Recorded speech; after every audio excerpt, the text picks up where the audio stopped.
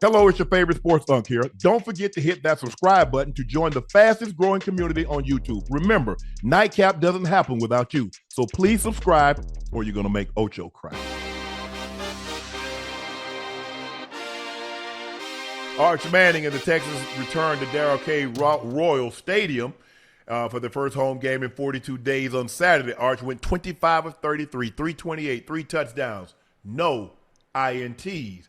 The number 20 Longhorns held off the number 9 Vanderbilt Commodores, despite the Commodores scoring 21 fourth quarter points. Arch became the first player in Texas history with 300 passing yards, 3 touchdowns, 75% completion percentage against a top 10 opponent. Manning was blitzed on 10 of his 34 dropbacks. He finished 8 of 10, 145. All 3 of his touchdowns came against 5 or more pressure. His career touchdown against the blitz, he has the most touchdowns against the blitz in his career, and all 3 came on play action. He had a 3 touchdown. He had such 3 touchdown passes in his career coming into today.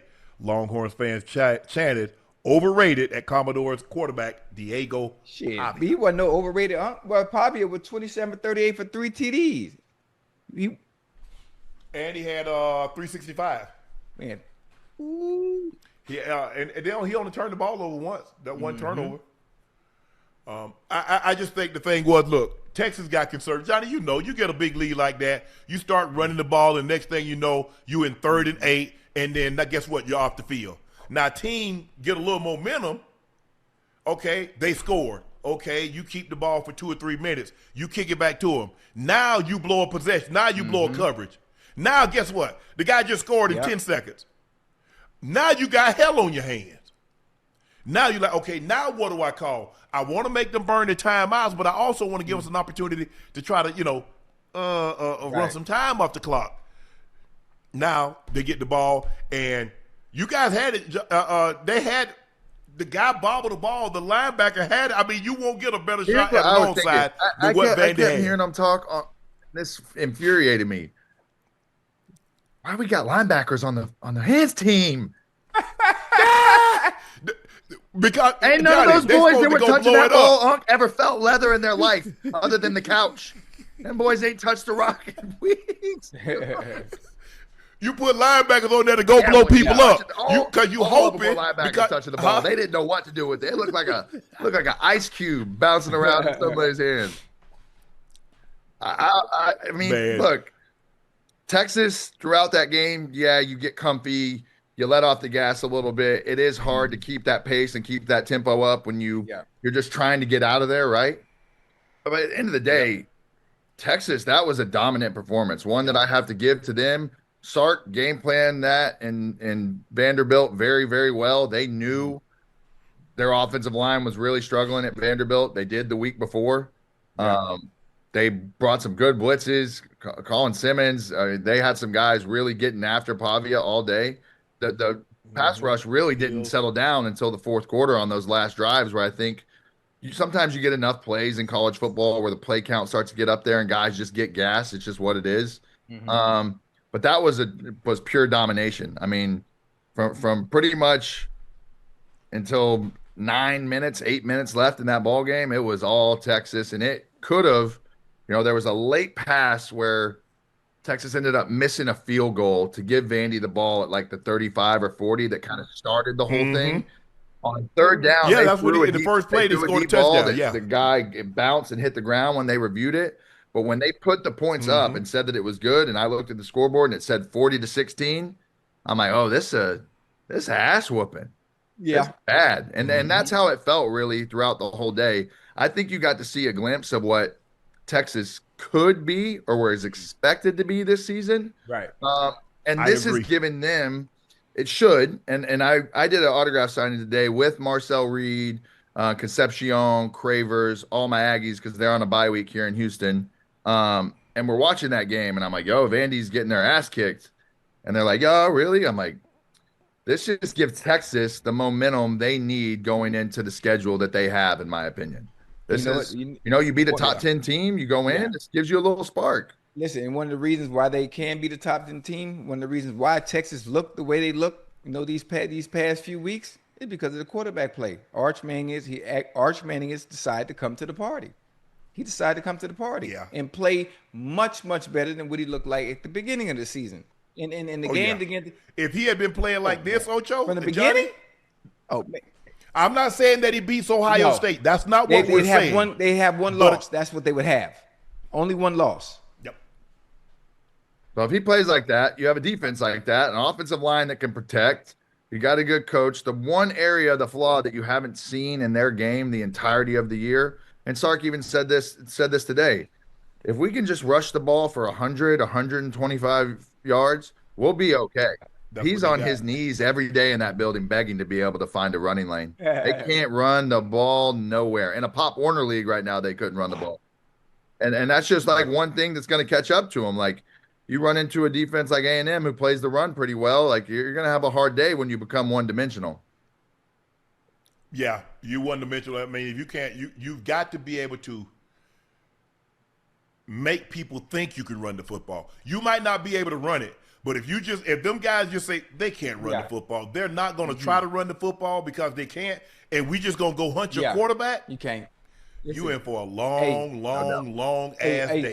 And Johnny, you know that goes for the NFL as well. If you can't establish the run, if you can't push and apply pressure to players against their own will, and having the running game to kind of save you so you can pass the ball most of the time, you got to run the ball to open up the pass.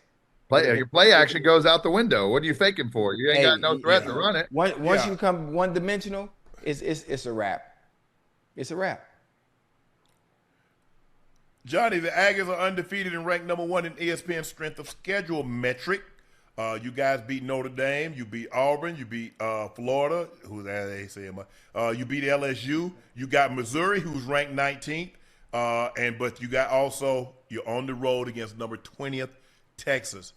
Don't know if you guys already spoke about this, but that Florida win for us looks a little bit better after today because they had Georgia on the road.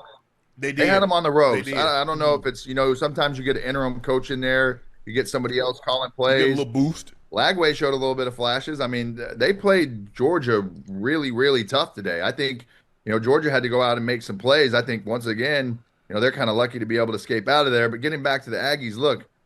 You got to go still continue to take care of business and just one game at a time, take care of business. Everything is setting up for an unbelievable showdown. This is why the rivalry was brought back. And I think there's a lot of guys in our locker room, and I know there's a lot of guys in that Texas locker room that remember how last year felt.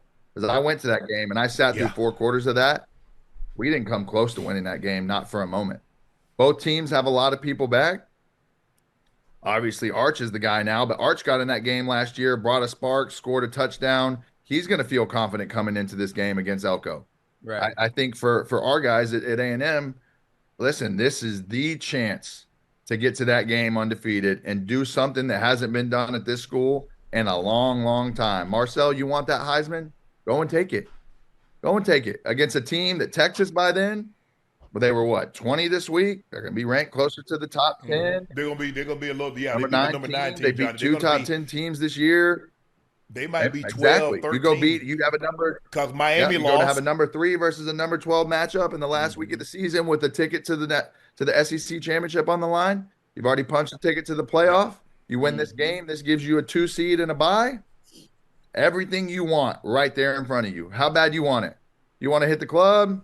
You want to go chase girls? You want to mess around? Yeah. Or you want to get in the book? You want to bless you, or you want to go get it? Because for A&M, I think you're starting to get some respect. I think I heard Saban say this the other day. The 2 teams that have impressed him the most, that have shown complete from top to bottom, where they really look like they don't have a ton of flaws and look solid fundamentally through all areas of football, special teams, offense, defense. I have a head coach that's not putting you in bad situations. It's Ohio State and A&M.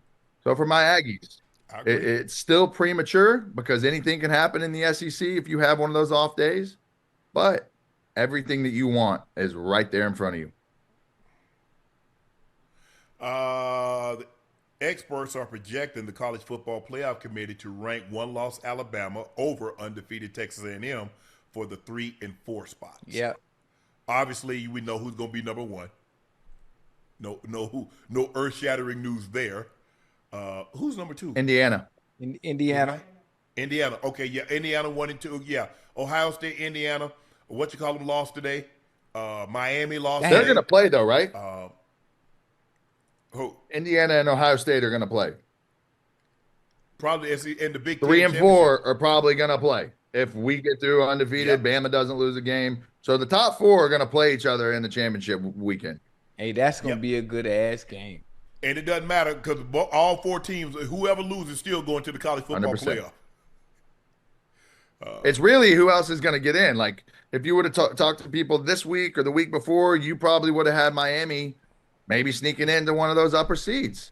Yeah, I mean, I think with what's happening, Notre Dame is probably going to sneak in because they're going to run the table.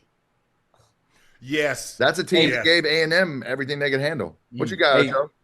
I'm going to say, UM has no chance of getting in that college playoffs now, huh? No, sir. God, that's but Johnny, if you go back and look at Cristobal, they do this every year. They be positioned to get to the college, to get to the ACC championship, to get to a college football playoff, and they nut up every year. They do this for the last 3 years. They've done this. They've done this. Carson Beck has definitely showed some flashes of what's caused him problems. Georgia, here again, that pick late today is just like holding on to it late. The guy's drifting up the field, easy undercut. The guy jets it. Tough. I mean, I was in the Bahamas and I took Miami in a game and bet on them. I think it was the week they played Louisville. And it's always been like a really tough game for Miami, no matter if Cristobal was there or not. Louisville always seems to have Miami's number, and they play them really, really well. Yeah. And once that started to happen, and before that, they looked pretty solid. They were coming out, scoring points on offense, surprising people. After that happened, I think it started to kind of rock their confidence a little bit. And SMU, to be honest, they can play. Oh, yeah, SMU is good.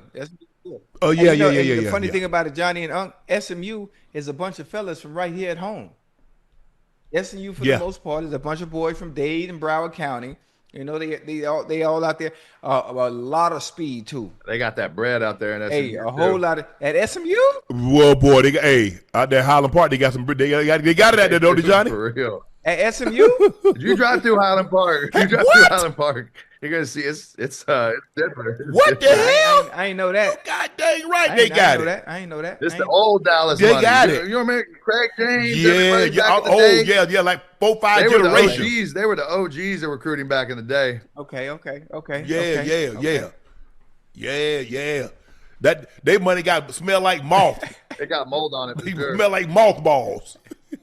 They got money. They got that money packed away, Ocho. When you walk into the coat closet, when you walk in the house, you take a jacket out, you feel inside about 10, 15 racks in that motherfucker. Okay, I got you. I'm with you. I'm picking up what you're putting down. I got you.